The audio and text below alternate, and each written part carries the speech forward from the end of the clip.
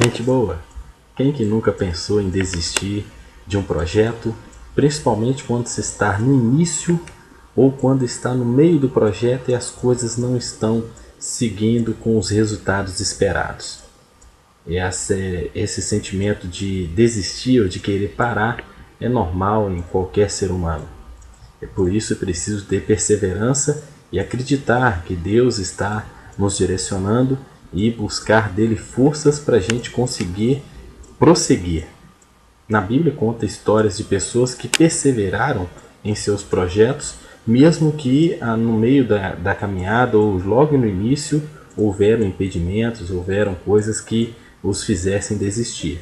O primeiro exemplo que eu quero citar é do próprio Moisés, que ao se aproximar de Faraó, depois daquele encontro maravilhoso com Deus no Monte Sinai, no Monte Horebe, né?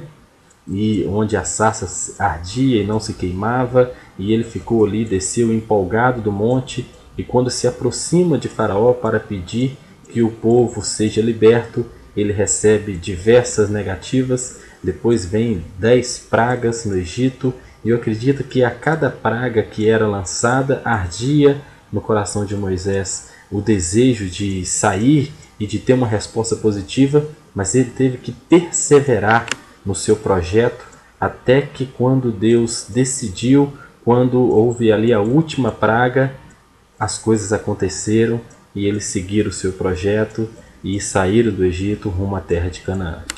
No outro exemplo está em 2 Reis capítulo 5, a história de um general chamado Naamã, que estava com lepra, e ao receber de Eliseu, que era o profeta, a notícia que ele deveria mergulhar por 7 vezes no rio Jordão, ele ficou um tanto que resistente, mas depois dos 7 mergulhos ele teve a sua saúde completamente restabelecida.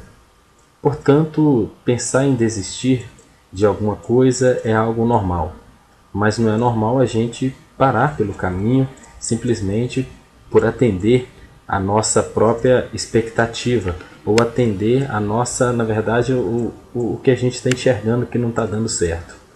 É preciso buscar no Senhor a perseverança. Paulo, quando ele escreve a carta a Romanos, no capítulo 5, ele fala que a experiência e a esperança produz perseverança. Então, se é para a gente alcançar uma maturidade, é preciso perseverar nos projetos, buscando em Deus a força para poder conseguir e prosseguir nessa empreitada. E que Jesus possa nos dar forças e que nada venha nos impedir de continuar a nossa jornada, continuar a nossa caminhada cristã. Jesus Cristo te abençoe, gente boa.